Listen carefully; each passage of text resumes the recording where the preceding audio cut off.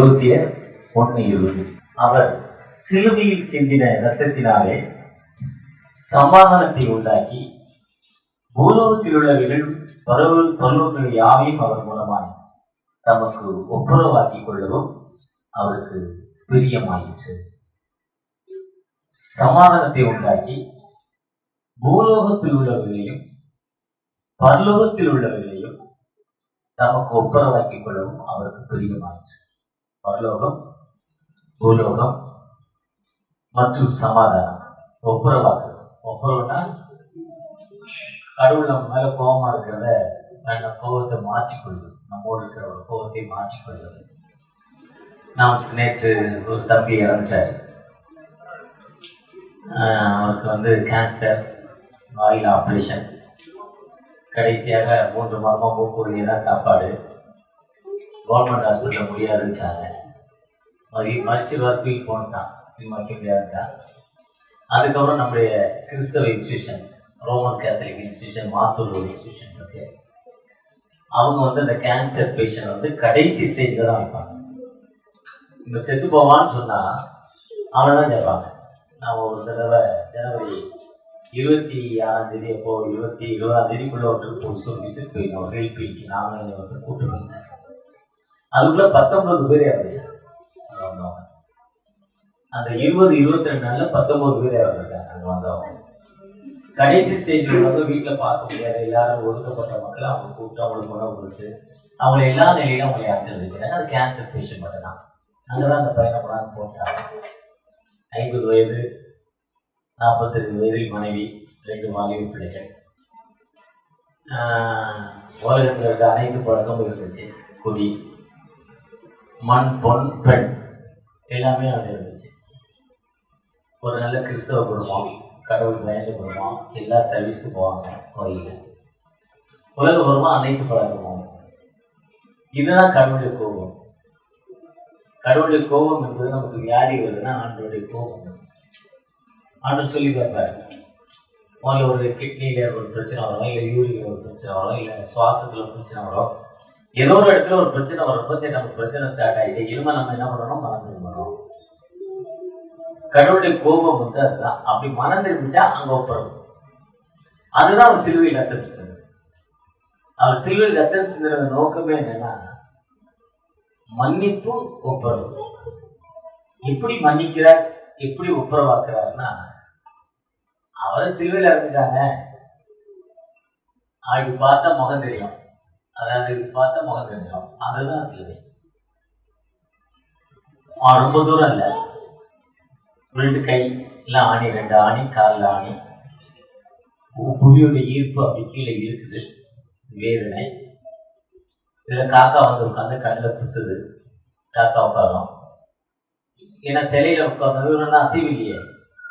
அப்படி இருக்கிறப்ப அவர் கீழே இருந்து அவருடைய ஆடையெல்லாம் என்ன பண்றாங்க, எடுத்து அவுத்து பங்கு போடுறாங்க. அந்த ஆடை தையல் இல்லாம இருந்துச்சு, நெய்த ஆடை, ஒரே ஆடை. வெட்டி அங்கங்க டிச்சிங்ல போட்டு அங்கெல்லாம் வெட்டி டிச்சிங் பண்ணியிருப்பாங்க. சட்டெல்லாம் வெட்டி போட்டிருப்பாங்க. அவர் ஆடை பிறந்தா பாப்பா கொடுத்த சால் மாதிரி ஒரே ஆடை. அவ்வளவுதான். அதை பிரிக்க முடியாது. அதனால யாருக்காவது ஒரு தச்சிட்டு போடுறாங்க. அவர் ஒரு பக்கம் வேதனை, ஒரு பக்கம் நிர்வாணம். இந்த நிர்வாணத்துல இருக்கிறப்போ அந்த நிர்வாணம், அந்த வேதனையின் மத்தியில 2 பேரும் பங்கு. அவர் ட்ரெஸ்ஸை யாருக்கு 4 பேர் உட்காந்து சீட்டு போட்டு கொடுக்குறா. எப்படி இருந்திருக்கும், நமக்கு எப்படி இருந்திருக்கும்? காலையில ஒரு மிஷினரியுடைய வாட்ஸ்அப் கேட்டார். அந்த மிஷினரியுடைய கடவுளுடைய வேலை செய்யறாரு. அவரை துன்புறுத்துறப்போ அவர் தங்க போய் கேட்கிறார், ஏன் அவ்வளவு துன்புறுத்துறீங்க? உடனே அந்த பெண்ணை நிர்வாணப்படுத்துகிறாங்க. ரோம பேரரசுல கிபி 220 நடந்த சம்பவமா. ரோம பேரரசுல கிபி 220 நடந்த சம்பவமா. முதல் மாநாடு வாட்டிகன், அதுக்கு முன்னால அவளை நிர்வாணப்படுத்துகிறாங்க. 2 பேரையும் நிர்வாணப்படுத்தி உடம்புல ஆடை இல்லாம அண்ணனையும் தங்கையும் தோசைக்கல் 100% சூரியத்துல ஒரு தோசைக்கல்ல போட்டு போடுறாங்க. அது அவங்களுக்கு ஒண்ணுமே பண்ணல. அதுக்கப்புறம் கொண்டாந்து அவங்க கொதிக்கிற தண்ணியில இருக்கிறாங்க. தண்ணி கொதிக்கிற அதை தூக்கி போடுறாங்க. அந்த தண்ணி அவங்களுக்கு ஒண்ணுமே பண்ணல, ஒண்ணுமே செய்யல. அதுக்கப்புறம் அந்த ராஜா, அன்னைக்கு இருந்த ராஜா என்ன பண்ணா, அந்த கழுத்தை விட்டான். இதுதான் தண்டனை, மரண தண்டனை. இது ரோம பேரரசுல அந்நியர்களுக்கும் மத தீவிரவாதிக்கும் கொடுக்கப்பட்ட தண்டனை. இது 320க்கு அப்புறம் அந்த சிலுவை தண்டனை எடுத்துட்டாங்க, கொடுக்கல. 320க்கு அப்புறம் சிலுவை தண்டனை எடுத்துறாங்க, கொடுக்கல. இது ரோம பேரரசால் கொடுக்கப்பட்ட ஒரு தண்டனை. இதுதான் கிறிஸ்தவம். அதுதான் சிலுவையில் ரத்தம் சிந்த உலகத்தில் வந்தார். பொதுவா உலகத்துல அநேக தலைவர்கள் ரத்தம் சாக்ரட்டிஸ பார்த்தீங்கன்னா, அவர் ராஜாவுக்கு பணியில ஒரு பெரிய அறிஞர் சாக்ரட்டிஸ். அதனால அவருக்கு ஒரு செத்து போறது ஒரு மருந்து கொடுக்குறாங்க உடம்புக்குள்ள. அந்த மருந்து கால்கள் மட்டும் செயலற்ற செய்யுமா, நடக்க முடியாது. ஏன்னா அந்த ராஜாவுக்கு கீழ்ப்பிடிக்கும். அதனால அவருக்கு சாக்ரட்டிஸ்க்கு அந்த கால்கள் செயலுக்க மருந்து மட்டும் கொடுக்குறாங்க. ஏன்னா ஆட்சியாளருக்கு கீழ்ப்பிடியல. காந்தியடிகள் 1948 கொல்லப்படுகிறார். ஜனவரி 30ஆம் தேதி தான் நினைக்கிறேன். என்ன பண்ற காந்தி பண்ண தவறு என்ன? சுதந்திரம் கிடைக்கிறப்போ வெள்ளக்காரன் கூப்பிட்டு, அப்பா இது இந்தியா எல்லா மதமும் இருக்கிற நாடு, 1001 மொழி பேசுறாங்க, கிறிஸ்தவ மதம் இருக்கு, இந்து மதம் இருக்கு, முஸ்லீம் மதம் இருக்கு, சமத்த மதம் இருக்கு, பௌத்த மதம் இருக்கு, சீக்கிய மதம் இருக்கு, இன்னொரு குரூப் கடவுள் இல்லைன்னு சொல்லிட்டு இருக்கான். உலகத்தில் உள்ள அனைத்து மதங்களும் இந்தியாவிலே அனைத்து மதம் அனைத்து ஜாதியும் இணைந்து வாழ்கிற ஒரு தேசம் இந்திய தேசம். இன்னைக்கு இல்லை, இது நாங்கள் அவங்க கிட்டத்தட்ட இயேசு கிறிஸ்து கூட வளர்ந்த தோமா காலத்தில் வராங்க. அப்பெல்லாம் வளரல. 17ஆம் நூற்றாண்டுல 1750 தான் நம்ம அந்த விக்டோரியா பேரரசு, விக்டோரியா காலத்துக்கு முன்னால கிழக்கு தேங்க மணி வரப்பு தான் வளருது. அதுக்கு முன்னால பிரெஞ்சு கம்பெனி வருது, டச் கம்பெனி வருது. இவங்கெல்லாம் வியாபாரத்துக்கு வராங்க. வியாபாரத்துக்கு வரப்போ ஆட்சி பொறுப்பு நம்மளுக்கு ஒரு யூனிட் இல்லை, நம்ம பிரிஞ்சு கிடக்கணும். அதை எடுக்கிறாங்க. ஆட்சி பொறுப்பு எடுத்து பார்க்குறப்போ நம்ம தெலுங்குலே பழமொழி, இந்தி மொழியே எப்போ உருவாச்சுன்னா, இந்தி மொழி எப்போ உருவாச்சு, நம்முடைய தேசிய மொழி என்னது, இது எப்போ உருவாச்சு தெரியுமா? 300 வருஷம் ஆச்சா. யார் உருவாக்குறாங்க தெரியுமா? ஒரு மிஷினரி தான் உருவாக்குறாங்க. எதுக்கு தெரியுமா மிஷினரி உருவாக்குனா? ஹெட் குவார்டர் டெல்லியில ஒரு மொழி பேசலாம், ஒடியால ஒரு மொழி பேசலாம், பீகார்ல பீகாரி பேசலாம், குஜராத்தி பேசலாம், குஜராத்ல குஜராத்தி பேசலாம், பஞ்சாபி பேசலாம், அங்க ஹரியானால ஒரு மொழி பேசலாம், யூபியில ஒரு மொழி பேசலாம். எங்க போனாலும் யாரு இவன் ஒண்ணு பேசுறான், நான் ஒண்ணு பேசுறேன், இவன் ஒண்ணு பேசுறா, யாரு பேசுறதுன்னு தெரியல. அப்ப இந்த மக்களை ஒன்றிணைக்கிறதுக்கா ஒரு மொழியை உருவாக்கணுங்கிறான். அப்பதான் இங்க தமிழ்நாட்டுல இருந்து ஆந்திரா, கர்நாடகா, கேரளா, அந்த பக்கம் ஒடியா, எல்லா மாநிலத்தையும் ஒரு வேலை எடுக்கிறான். எல்லாத்தையும் ஒன்னா சேர்த்து இந்தியா தான் ஒரு மிஷினரி தான் உருவாக்குறாரு 300 வருஷத்துக்கு முன்னாடி. எனக்கே இது போன மாசம் தான் தெரியும் விடுதலை ஹிஸ்டரி. இன்னைக்கு ஹிந்தி திணிப்புன்னு சொல்றோம், ஹிந்தி வெறிங்கிறோம், நீங்க தமிழ் பேசுகிற மக்கள் இல்லைங்கிறோம். நம்மளை எந்த அளவுக்கு குட்டணும்னு நினைக்கிறாங்கன்னா, இந்தியா உருவாக்குனது யாரு? ஒரு கிறிஸ்தவன், ஒரு மிஷினரி. ஒரு யூனிட்டி வேணுங்கிறது. அந்த யூனிட்டி 1947 சுதந்திரம் கொடுத்துருக்கோம். எப்ப நாங்க ஆண்டுட்டோம், நாங்க போறோம், இப்ப உங்களோட பவர் வருது, உங்களோட பவர் வந்து நாங்க ஒரு அந்த மதம், நீங்க ஒரு குறிப்பிட்ட மக்கள் அதிக எண்ணிக்கையில் இருக்கீங்க, ஒரு குறிப்பிட்ட மக்கள் கம்மியா இருக்காங்க, நீங்க அவங்களை தொல்லை பண்ணுவீங்க, அந்த தொல்லை கூடாது. அதுதான் என்ன தொல்லை பண்ணக்கூடாதுன்னா, யாரு கம்மியா மக்கள் சிறுபான்மை சட்டம் கொண்டு வந்தாரு, யாரு கம்மியா இருக்காங்க நீங்க அவங்களை தொல்லை பண்ணக்கூடாது. இப்ப சிறுபான்மை அவங்க ஸ்கூல் வச்சிருக்காங்க, அவங்களே அட்மிஷன், அவங்களே அப்பாயின்மெண்ட், அவங்களே ஆகினால் அதை அவங்க தான் எடுத்துக்கணும். அதில் கவர்மெண்ட் தலையிடக்கூடாது. சிறுபான்மை ஸ்கூல்ல, மைனாரிட்டி ஸ்கூல்ல யாருமே நீங்க தலையிடக்கூடாது. ஏன்னா பெரும்பான்மை நீங்க அதிகமா இருக்கீங்க, உங்களை கவர்மெண்ட் கைப்பற்றட்டும். அதை தான் இப்ப கவர்மெண்ட் என்ன பண்ணுது, இப்போ ஒரு சட்டத்தை போட்டு அதை எடுக்கணும்னு நினைக்குது நம்மகிட்ட இருந்து. அவங்க கொடுத்துட்டு போற நேரத்துல மக்களுக்குள்ள பெரிய குழப்பம், நீ ஏன் அப்படி பிடிக்கிறேன்னு இப்போ அதிகமான மக்களும் குறைஞ்ச மக்களும் பெரிய சண்டை. வெஸ்ட் பெங்கால்ல ரத்த வெள்ளக்காடு. காந்தியடிகள் பாஸ்டிங் இருக்கிறார். நீங்க சண்டை போடுறீங்க, நான் செத்து போறேன், எனக்கு உணவே வேண்டாண்டா, எதுக்கு இந்த சுதந்திரம் கிடைச்சது, வெள்ளைக்காரனே ஆண்டுக்கலாம், நீங்க இப்படி இருக்கீங்களேன்னு அந்த ஒரு பக்கம் பாகிஸ்தான் பிச்சுக்கிட்டு போறான். அவன் சொல்றான் நாங்க தான் பிரதமர் இந்தியாவுக்கு அப்படின்னா சொல்லு, இல்ல நான் தனியா போறேன்னு அவன் சொல்றான். இவன் சொல்றான் நாங்க தான் இருப்போம், அவங்களுக்கு கொடுக்க மாட்டோம். இவங்க சொல்றான் சண்டை வெட்டு குத்து நடந்துகிட்டு இருக்கு. அவருக்கு பாஸ்டிங் இருக்கிறாரு. பாஸ்டிங் இருந்தே மக்களை சந்திக்க போறாரு வெஸ்ட் பெங்கால்ல. 3ஆம் தேதி நான் மக்களை பார்க்க போனேங்கிறப்போ அந்த ரோட்ல என்ன பண்றாங்க, அவருக்கு காந்தி நடந்து போனா ரோடு முழுவதும் ராத்திரியோட ராத்திரியா கல்லு முள்ளு பாட்டிலோடு எல்லாத்தையும் கொண்டு போட்டான். அவர் இறங்கி இந்த பில்டிங்ல நடந்து போனான்னா கொஞ்சம் தூரத்துக்கு எல்லாத்தையும் போட்டா, எந்த வழி போனாலும் பாட்டில கல்லு முள்ள போட்டான். உடனே என் கால் விட்டு தானே போடுறேன்னா அவர் செருப்பு அவுத்துட்டு நடந்தாரா. அப்பதான் ஒரு அமைதி வந்துதான். அதுதான் மத்திய 5, 6, 7. அதுதான் சமாதானம். காந்தியடிகள் செருப்பு அவுத்து நடந்தாங்க. செருப்பு அவுத்து நடந்தோன்னா எல்லாம் ஒரு மாதிரி ஆயிட்டாங்க. ஏன்னா கால் புண்ணாட்டு ரத்தம் வழிதான். அதுக்கப்புறம் தான் அந்த மத வெறி கொஞ்சம் குறைஞ்சுதான். சண்டை, பயங்கரமான சண்டை இந்தியாவுக்குள்ள 1947 ஆகஸ்ட் 15 அப்புறம் 1948க்குள்ள பயங்கர சண்டை. இதை பார்த்து ஒரு மத வெறியை தான் காந்தி ஷூட் பண்ணான். எங்க ஏன்னா அவன் தீவிரவாதி, அவன் எப்பவுமே தீவிரவாதி தான், இன்னைக்கு தீவிரவாதி தான். இயேசு கிறிஸ்து பாஸ்டிங் முடிஞ்சு வர்றப்போ சாத்தான் இயேசுவை காட்டலையா, உலகெல்லாம் யாண்ட இருக்கு கொண்ட தரல. அப்ப யார்கிட்ட இருக்கு? உலகத்துக்கு போன யார்கிட்ட இருக்கு? கிறிஸ்தவன்ட்ட இல்ல, அவன்கிட்ட தான் இருக்கு உலகத்துக்கு போனோம். இது வேதம் சொல்லுது. அவர் சொல்றாரு, உலகத்தோட இச்சையை கூடாது, தேவனாய் கர்த்தரையே பணம் முக்கியம் இல்லைன்னு சொல்றாரு. அவர் காட்சியுரிமை தருகிறார். ஒருவேளை நாம என்ன பண்ணக்கூடாது? பணத்தை தேடி ஓடக்கூடாது. ஆனா அந்த காந்தியடிகள் உயிரோடு இருந்தாரா? எழுந்திருக்க முடியல. மக்களுடைய அந்த உணர்ச்சி இயேசு கிறிஸ்து வருகைக்கு நிறைய பேர் ஒரு முயற்சி செய்றாங்க. இயேசு கிறிஸ்துவோட வருகைக்கு அலெக்சாண்டர் இயேசு கிறிஸ்து வருகைக்கு ரொம்ப முக்கியமா வேலை செஞ்சார். அலெக்சாண்டர் வந்து இயேசு கிறிஸ்து வர்றதுக்கு ஒரு 400-500 ஆண்டுகளுக்கு முன்னால உலகம் முழுவதும் அவர் தான் ஆண்டார். அவர் வந்து அந்த ஊரை போய் பிடிச்சிட்டு அவர் கொடியை நட்டிட்டு அந்த கிரேக்க மொழி பேச வச்சு போயிடுவார். மொழி ரொம்ப முக்கியம். ரோம பேரரசு அவனுக்கு பிசினஸ், உலகம் முழுவதும் ரோடு போட்டான். அகஸ்துராயன் ஃபர்ஸ்ட் சென்சஸ் கணக்கு, இயேசு கிறிஸ்துக்கு முன் கிறிஸ்துக்கு பின் அந்த சென்சஸ் கணக்கு எடுத்துக்கப்பட்டது தான்.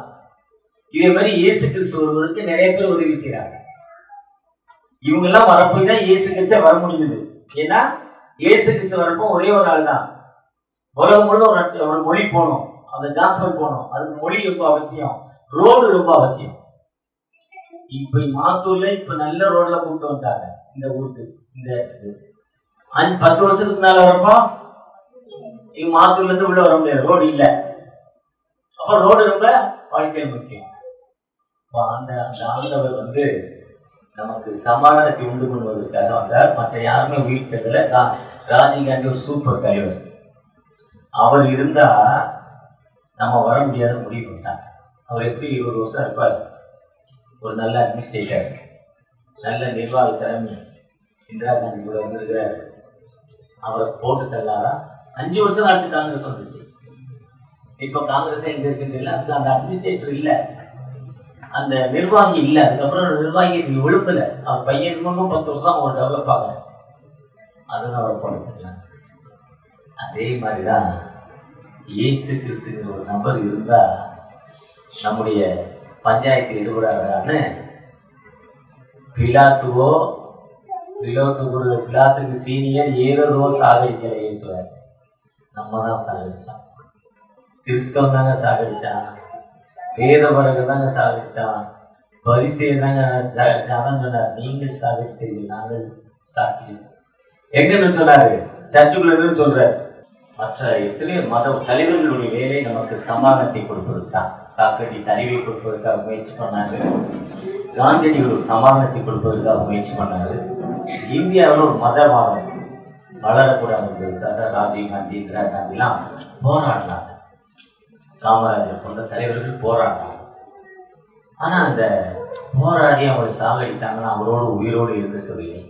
ஆனால் நீங்கள் நானும் ஆராதிக்கும் இயேசு நமக்கு சமாதானத்தை உருவாக்கி நமக்கும் பரலோகத்துக்குள்ள பிரிவினையை மாற்றி ஒப்புரவாக்கி.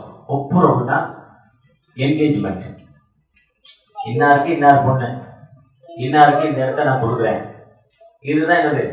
ஒப்புரவு.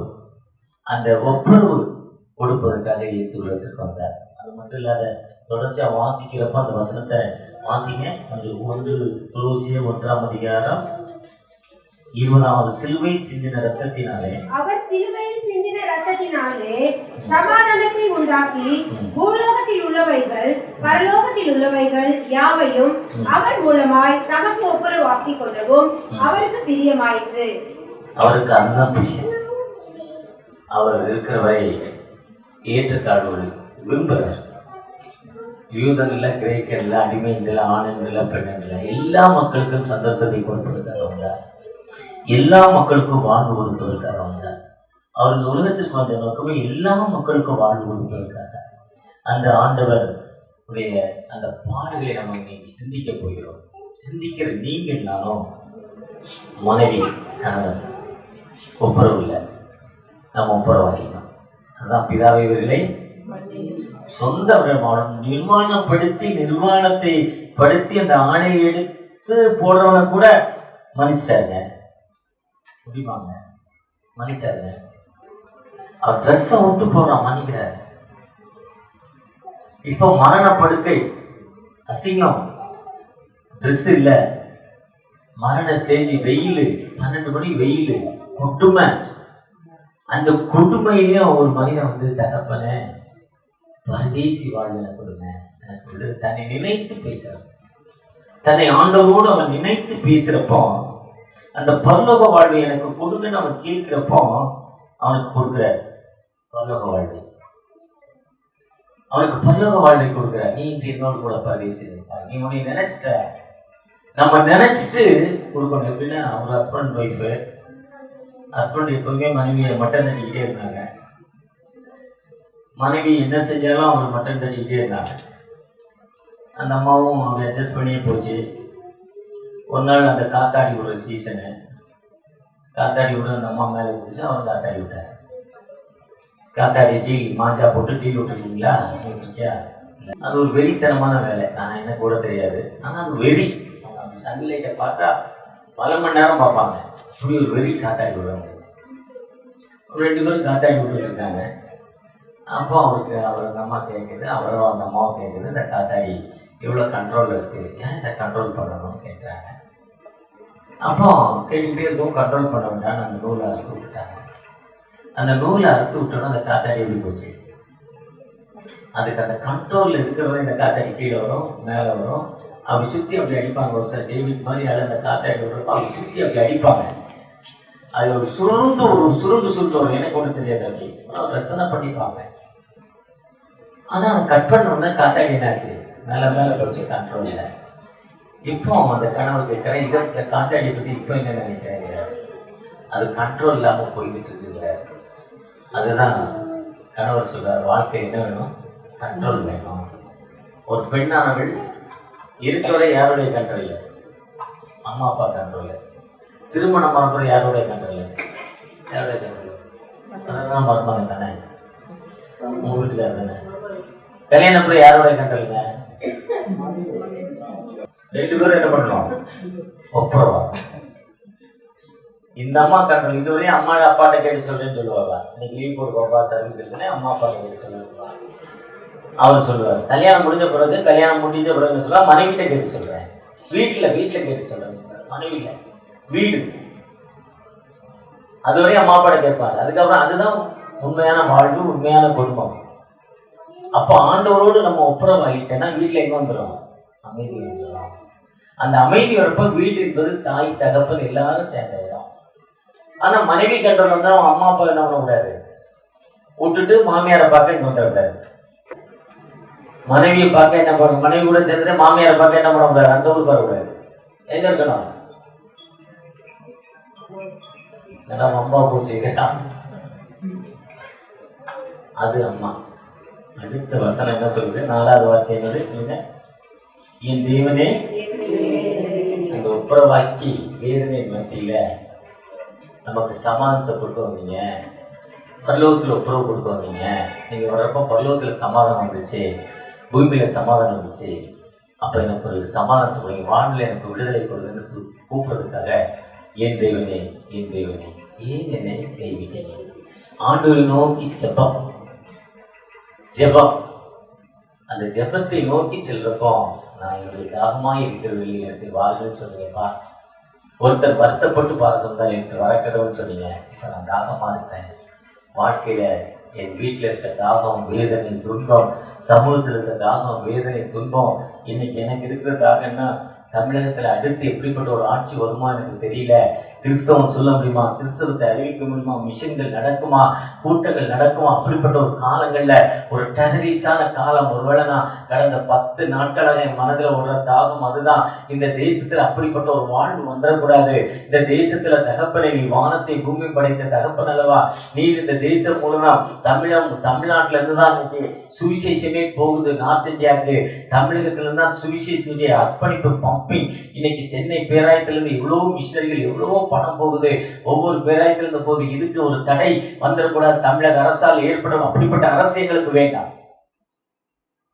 நீங்க ஜெபம் பண்ணுங்களே, நான் ஒரு நாளைக்கு பல தடவை ஜெபம் பண்ணிட்டே இருக்கேன். அந்த தாகம் தான் வாழ்க்கை முடிந்தது என்று சொல்லி தன் ஆவியை போகிறார். வாழ்க்கையில முடிவு ரொம்ப முக்கியம். வாழ்க்கையில நல்ல போராட்டத்தை போராடினேன், விசுவாசத்தை காத்துக்கொண்டேன், நீதி கேடுவனுக்கு வைக்கப்பட்டிருக்கேன். சமயம் வாய்த்தாலும் வாய்க்காவிட்டால் நல்ல போராட்டத்தை போராடினேன். வாழ்க்கையில அதுதான் முக்கியம். அவர் ஐயாவை பார்த்தேன், அவருடைய தம்பியை பார்த்தேன், வீட்டை பார்த்தேன், என்ன அவ்வளவு மோசமா இருக்கேன்னு பார்த்தேன். அவர் சொல்றேன், உனக்கு தெரியாதாங்க, என் நிலம் உனக்கு தெரியாதா? வீட்டுக்கு என்ன இல்லை? வாசல் இல்லை. ஒரு வாசல் இல்லை வீட்டுக்கு. எவ்வளோ கஷ்டம், எவ்வளோ வேதனை பார்க்க. எப்படியா ஊருக்கு போவேன் அப்படின்னா கடவுள் மேலே பாரத்தை வச்சுட்டு போறேன். பெரிய பூட்டு போடுறவன் உடஞ்சி தெரியல, நம்ம கூட்டை இல்லாம போறோம். கடவுள் பாதுகாத்து ஆண்டவர் எவ்வளவு வல்லமையுள்ள ஆண்டவர் பாருங்க. எத்தனை பூட்டு போடுறாங்க தெரியுமா? அதே நம்பிடுறாங்க, உடைச்சிடறாங்க. ஆனா பூட்டே இல்லாத வீடுங்க, டோரே இல்லாத வீடுங்க. ஆண்டவருடைய தன்மை பாருங்களேன், எவ்வளவு பெரிய தன்மை, எவ்வளவு பெரிய நல்ல ஆண்டவர். வச்சிருக்கிறதும் 2 பாத்திரம் அதே ராத்திரி தூக்கி போட்டாங்க. ஒன்றும் இல்லைங்க, அது வேற இல்லைங்க. தஞ்சாவூர் ஒரு டாக்டர் இருக்காரு, எங்க மருமனுக்கு குரு, மருமனை படிக்க வைக்கிற டாக்டர். அவர் அவங்க ஒய்ஃப் ரெடி ஆகிடுச்சுன்னா எக்ஸ்ரே எடுக்கிறவங்க, ஸ்கேன் எடுக்கிறவங்க, எம்ஆர்ஐ எடுக்கிறவங்க, எடுத்து ரிசல்ட் கொடுக்குறவங்க. இருக்கிறதுலே ரொம்ப கஷ்டமான ஹைஃபை படிப்பு எம்பிபிஎஸ்ல அதுதான். டாக்டர் படிக்கல, ரொம்ப ஹை காஸ்டாக இருக்கு, அதிகமான காசு. அடுத்து பிளாஸ்டிக் சர்ஜரி. அவர் இந்த தோல் எடுத்து போட்டு மாற்றுறது. அவருக்கு வயசு இப்போ 57 வயசு இருக்கும். எவ்வளோ தெரியுமா ஃபீஸ்? எவ்வளோ இருக்கலாம்? 10 ரூபா. எவ்வளவு? அந்த அம்மாவுக்கும் 10 ரூபா தான். இதில் 10 ஏழை வந்து அதுவும் ஃப்ரீ. பெரிய வீடு, ஒரு முக்கியமான விஐபி ஏரியாவில் வீடு. அவங்களுக்கு விஐபி ஏரியாவில் பெரிய பங்களா மாதிரி இருக்கு வீடு. நான் முன்னால் கட்டியிருக்கேன், ரொம்ப நாளைக்கு முன்னால். அந்த வீட்டு சாவியை வீட்டோடைய மெயின் டோர்ல வச்சு போயிடுவாங்க. ஒரு இடத்துல வச்சுருவாங்க. இந்த இடத்துல சாவி இருக்குன்னு எல்லாத்துக்கும் தெரியுமா, அந்த ஊர் மக்களுக்கே தெரியுமா. என்ன அங்கிள் உங்க வீட்டில் ஏதாவது என்ன இருக்கு ஐயா? யாரையா? பெரிய டாக்டர் சொல்றாரு. இதுதான் ஆண்டவர் சமாதானத்தை உருவாக்க வந்தார், ஒப்புரவை கொடுக்க வந்தார். வாழ்க்கை முடிந்தது என்று தன் ஆவியானது அந்த இயேசு அந்த முடிவு அதுதான் வந்தார். அவர் முடிவில் வந்ததுக்கு நோக்கமே நமக்கு விடுதலை கொடுக்க வந்தார். அந்த ஆண்டவர் நமக்கு எப்பவுமே வாழ்வு கொடுக்க மாட்டார். அந்த ஆண்டவரை நோக்கி, அந்த சிலுவையை நோக்கி, அந்த சிலுவையை நோக்கி பார்க்கிற உலக பிரகாரமா நமக்கு இருக்கிற எவ்வளவு பவர்ஃபுல்லா அந்த அறிவை பயன்படுத்தி, நம்ம உள்ளுக்கு அறிவை பயன்படுத்தி, தகப்பனே எப்படியாவது எங்களுக்கு விடுதலை கொடுங்கன்னு கேட்கிறோம். அப்படி விடுதலை கொடுங்கன்னு கேட்கிறப்போம் ஆண்டவர் நமக்கு விடுதலை கொடுக்க. ஆனா நான் முழுமையாக நம்மை ஒப்பு கொடுத்து, நான் ஒண்ணுமே இல்லப்பா, எனக்கு வாழ்வு கொடுங்க, எனக்கு விடுதலை கொடுங்க என்று அவரை நோக்கி பார்க்கிறப்போ அந்த ஆண்டவர் நிச்சயமாக விடுதலை கொடுக்கும் ஆண்டவர். அந்த ஆண்டவர் நிச்சயமாக வாழ்வு கொடுக்கும் ஆண்டவர். அந்த ஆண்டவர் உங்களுக்கும் எனக்கும் நிச்சயமாக ஒரு விடுதலை கொடுக்கும் ஆண்டவர். பொதுவா எல்லாரும் சொல்லுவாங்க, இயேசு அடிச்சுட்டாங்க, ரத்தம் வட்டிச்சிருங்க. ஆனா போன வாரம் பிரசங்க நம்ம தான் அடிச்சாங்க. அப்படிதான் பைபிள் சொல்லுது. நம்ம இயேசுவை எப்பயுமே அடிக்காம அவரோட ஒப்புரவாக்கி, இயேசுவோடு நம்ம ஒப்புரவாகிறப்போ நமக்கு விடுதலை கொடுக்கும் அந்த உயிர் உள்ள ஆண்டவர் நமக்கு வந்திருக்கிறார். ஆண்டவர் ஒருக்கா நம்மை கைவிடவில்லை. அந்த ஆண்டவர் நாம் அந்த ஆண்டவர் நோக்கி பார்க்கணும். தகப்பனே எங்களுக்கு விடுதலை கொடுங்க, உங்களுக்கு கிருபைக்காக தகப்பனை நோக்கி பார்க்கமா. அழைக்கிறார் இதோ நீயுமா உந்த நேச ஆவலாய் அழைக்கிறாயோ.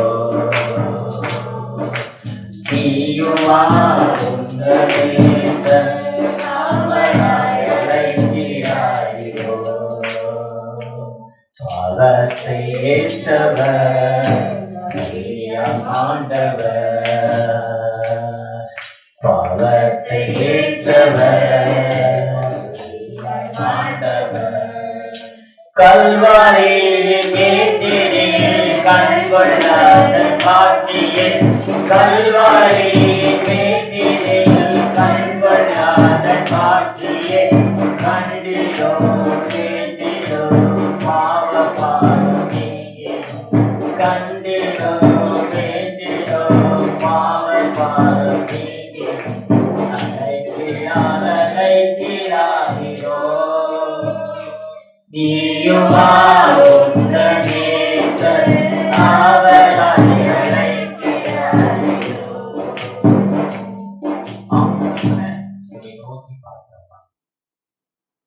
எனக்காக, என்னுடைய பாவங்களுக்காக, என்னுடைய அக்கிரமங்களுக்காக சிலுவையில் தூங்கும் பொழுது, இதோ பிதாவே இவர்கள் பண்ணி தாங்கள் செய்வது இன்னதென்று அறியாத வார்த்தைப்படி தகப்பன, அந்த மன்னிப்பை நாங்கள் கோருப்போம். இன்று உனக்கு பரதேசி வாழ்வு, மேல் வீட்டு வாழ்வை உனக்கு தருகிறேன் என்று சொல்லியிருப்பா. அந்த மேல் வீட்டு வாழ்வை பெற்றுவதற்கு, இந்த உலகத்தில் வாழ்நாட்கள் நீடித்திருப்பதற்கு உன் தாயின் தகப்பனை கனம் பண்ணுவாயாக வார்த்தைப்படி தகப்பன, நாம் என் தாயின் தகப்பனை கனம் பண்ண வேண்டும் என்ற ஒரு அழைப்பை, ஒரு அறகுகளை கொடுத்தீங்க. நன்றி தகப்பன, நன்றி தகப்பன. எனக்கு என்ன தேவைகளோ, என்ன கண்ணீரோடு இருக்கிறப்போ அந்த உலகத்துல முக்கியமான ஒரு வாழ்வு ஜெப வாழ்வு என்று அறிந்து நீங்க ஜெபத்தை நீங்க செஞ்சீங்கப்பா. இங்க இருக்க மக்கள் விசுவாசிக்கணும். லாசர் வெளியே வர்றப்பதான் என்னை என்னுடைய பிள்ளை என்று விசுவாசிப்பான்னு சொல்லி நீங்க ஜெபித்தீங்க. லாசருவே கெட் அவுட்னு சொன்னீங்கப்பா. அந்த என் தேவனை ஏன் நினைக்க விட்டீங்க? அழைத்த பொழுது ஒரு விடுதலை கொடுத்தீங்க அந்த லாசருக்கு. அதே மாதிரி நாங்களும் எல்லா நேரமும் ஒரு ஜெபிக்கிற மக்களாய் மாற, ஜெபிக்கிற மக்களாய் மட்டுமல்ல, நான் பெற்ற இன்பத்தை இந்த வையகம் பெறணுமப்பா, அதற்காக நான் ஒப்பு கொடுக்கிற பிள்ளையாய் என்னை மாற்றி கொடுங்க. அப்படிப்பட்ட ஒரு தாகம் இந்த சமூகம் நல்வழி அடையணும். கொடுத்த பொறுப்பை நாங்கள் செய்யணும்ப்பா. அந்த தாகமான வாழ்வு எனக்கு தாங்க தகப்பனே. அப்படிப்பட்ட வாழ்வு என் வாழ்க்கையில முடிகிறப்போ முடிந்தது, வெற்றிதான் முடிந்தது.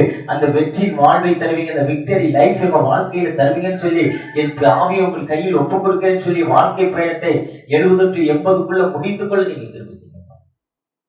இதோ உண்மையான திருச்சபை மக்கள் ஒவ்வொருவரும் கொடுத்தார்கள் தருகிறார்.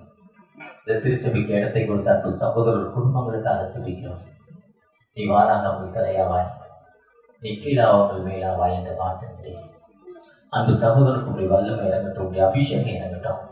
அந்த பிள்ளைகளை ஆசீர்வதிங்க, தேவைகளை சந்திங்க, அந்த குடும்பத்துடைய தேவைகளை சந்திங்க. பணி செய்கிற பிரபுதாஸ் குடும்பங்களுக்காக, இந்த ஊழியர் அவருடைய 3 பிள்ளைகளுக்காக, மூத்த மகளுக்காக, ஏற்ற காலத்தில் ஏற்ற வேளையில ஒரு கற்பத்தின் தனி இளைய மகளுக்காக அவருடைய செய்யும் அந்த நர்சிங் சாப்டர்ஸ் பணிகளை அந்த மகளை பலப்படுத்துங்க. 3வது மகளை நினைக்கிறப்பா, சிறு பிள்ளையில மரண படுக்கைக்கு போய் உங்களுடைய கிருபை, உங்களுடைய இறக்கம் அந்த மகளுக்கு ஒரு நல்ல மகளாய் உங்களுடைய நாமத்தை அறிவிக்க ஒரு மகளாய் அந்த மகளை ஏற்படுத்திருக்கீங்க. அவன் மிஷனுக்கு போட்டிருக்காங்க, வீடிக்கு போட்டிருக்காங்க. அதற்கு உங்களுடைய மேல் அதிகாரி மகத்துல கண்களில் கிருபை கிடைக்கப்பட எத்தனையோ மிஷனரிகளுக்கு உதவி செஞ்சிருக்காங்க. அந்த உதவி இந்த ஒரு சீனியர் மிஷனரிக்கு மக்கள் உதவி செய்ய ஒரு விஷயம் கூட அவங்க மகளுக்கு நீங்க அர்ப்பணிப்போடு அந்த மகளை பிரெஸ் பண்ணுங்க. நாங்கள் சொல்லிக்கிறோம். திருச்சபை மக்கள் வந்திருக்கேன். டேவிட் எனக்கு என் மேல ஒரு பிரியமான பாசமான ஒரு அன்பு சகோதரர், உண்மையான டிஎஸ் ஐயாங்கிறது ஒரு உறவு உள்ள டேவிட்டை, அவருடைய துணைவியார் 2 பிள்ளைகளை ஆசைப்படுங்க. அவருடைய தேவைகளை சந்திங்க. அவ்வளோ வந்திருக்க அவருடைய மைத்ரா ஜான்சன் மற்றும் உங்களோடு வந்திருக்கிற ஒவ்வொருவருக்காக, அவருடைய குடும்பங்களுக்காக ஜெபிக்கிறோம். ஆசைப்படுங்க. மீட்டு ஈஸ்முல ஜெபக்களின் தகப்பனே, ஆமென்.